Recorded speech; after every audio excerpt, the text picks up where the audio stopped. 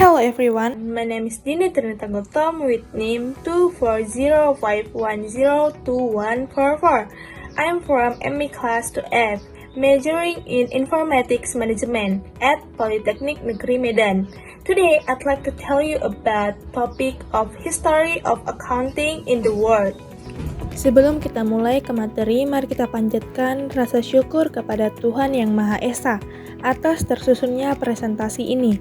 Presentasi ini merupakan tugas mata kuliah akuntansi yang dibimbing oleh Bapak Rizky Syaputra, SE, MSI, CPA, CRA, CRP, CERA. Saya berterima kasih atas bimbingan dan dukungan yang telah diberikan. Baiklah, kita akan ke sejarah akuntansi di dunia serta hubungan AI dengan akuntansi. Nah, pedagang Arab dan Mesir adalah orang-orang yang pertama yang membuat sistem pencatatan pembukuan berpasangan dalam mengelola keuangan perdagangannya. Pada abad 14, perhitungan rugi laba mulai dilakukan di Eropa dan dilakukan pedagang-pedagang Genoa dengan cara membandingkan jumlah harta saat berangkat.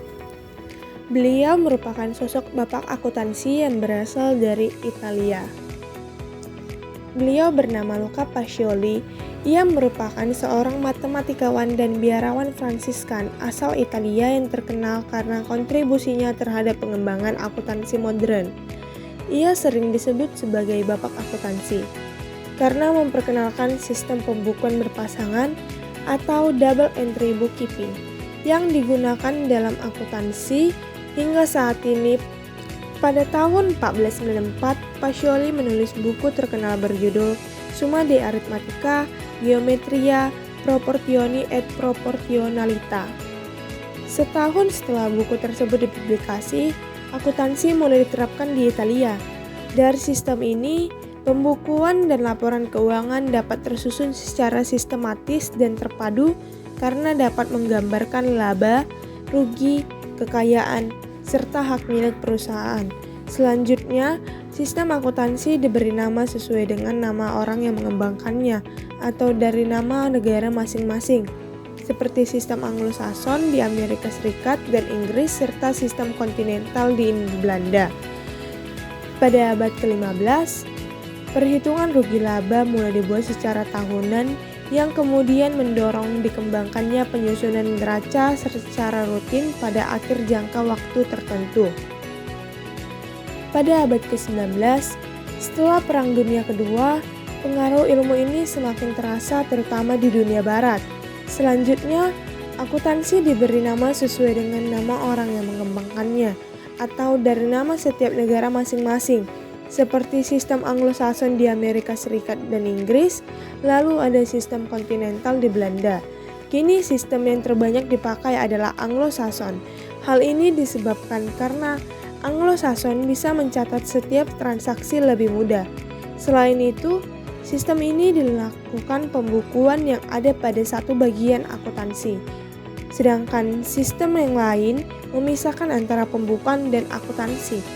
Maka bisa dikatakan sistem ini masuk ke dalam sejarah tentang pembukuan yang ditulis. Pada abad ke-17, perkembangan akuntansi di Indonesia. Yang pertama, era kolonial.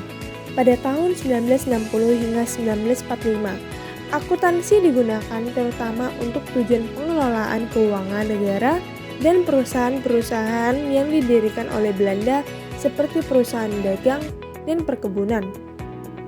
Selanjutnya, pada awal kemerdekaan, dari tahun 1945 hingga 1960, sistem akuntansi yang diterapkan masih sangat dipengaruhi oleh warisan kolonial. Namun, perlahan-lahan mulai berkembang sesuai dengan kebutuhan ekonomi dan administrasi negara yang baru.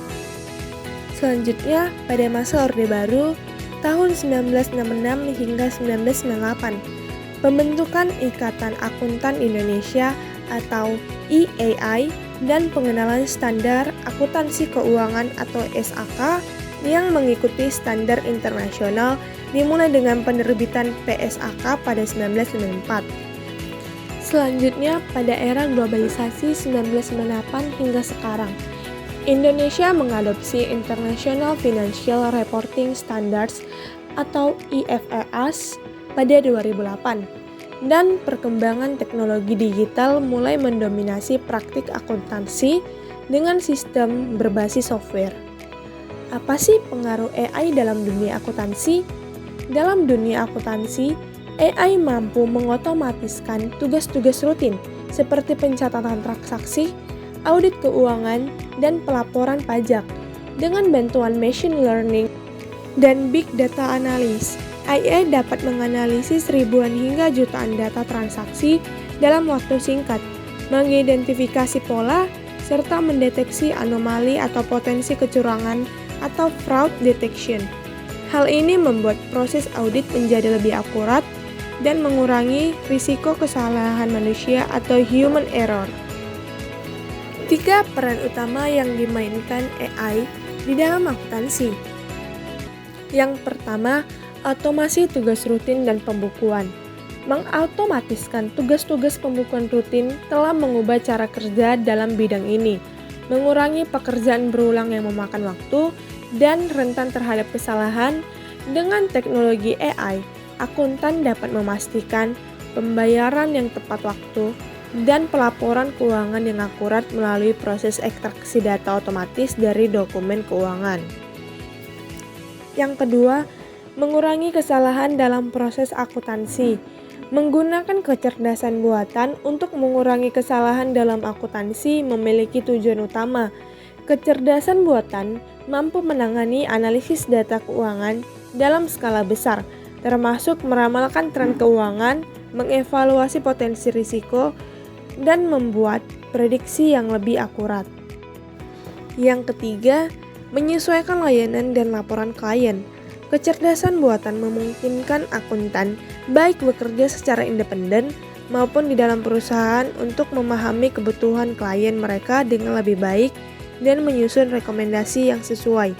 Dengan menggunakan teknologi AI, akuntan dapat menganalisis sejarah keuangan unik dari setiap klien mereka dan menghasilkan rekomendasi yang dioperasionalisasi untuk penganggaran, perencanaan pajak, dan strategi investasi. Kesimpulan yang kita dapat dari sejarah awal tersebut adalah sejarah perkembangan akuntansi menunjukkan evolusi dari praktik pencatatan transaksi sederhana pada zaman kuno hingga menjadi sistem yang kompleks dan terstruktur. Perkembangan ini dipicu oleh kebutuhan ekonomi dan bisnis yang semakin berkembang, seperti yang terlihat pada penemuan pembukuan berganda oleh Luca Pacioli pada abad ke-15. Selanjutnya, akuntansi berkembang pesat selama revolusi industri dan semakin terstruktur dengan pembentukan badan pengatur dan standar di abad ke-20.